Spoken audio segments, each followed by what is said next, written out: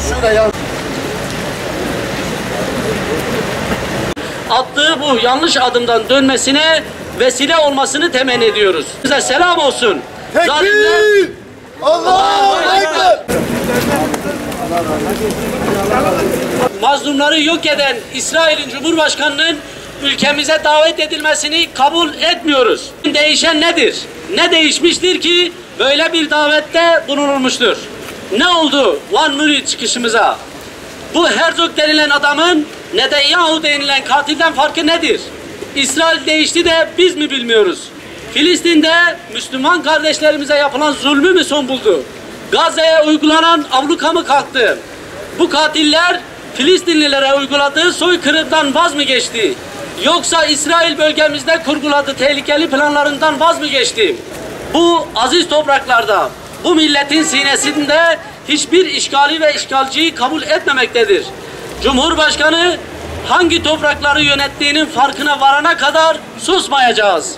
İsrail normalleşmeden, ki normalleşmesi mümkün değildir, İsrail ile normalleşmek mazlum kardeşlerimize ihanettir. Tarihi müktesebatımızı hiçe saymaktır.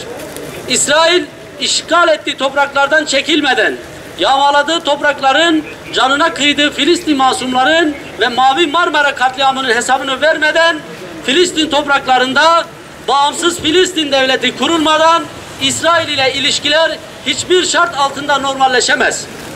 Çok net ifade ediyoruz. Eğer İsrail ile ilişkileriniz normalleşiyorsa bilin ki Filistin'le anormalleşiyordur. İsrail ile ilişkileriniz normalleşiyorsa Gazze'de başına fosfor bombası atılan Müslümanlarla anormalleşiyordur. Bunun başka hiçbir izahı yoktur. Özgür Filistin'e selam olsun.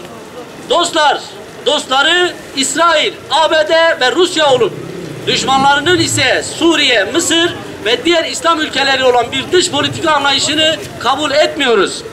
Bizler bu davete en yüksek sesle itiraz ediyor, ülkemize ve aziz milletimizin Cumhurbaşkanına böyle bir adımı yakıştıramadığımızın altını çizerek ifade ediyoruz.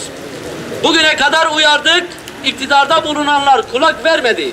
En azından şimdi bu hatadan dönülmeli, Herzog'un ziyareti sonlandırılmalı ve ülkemizden defolup gitmelidir.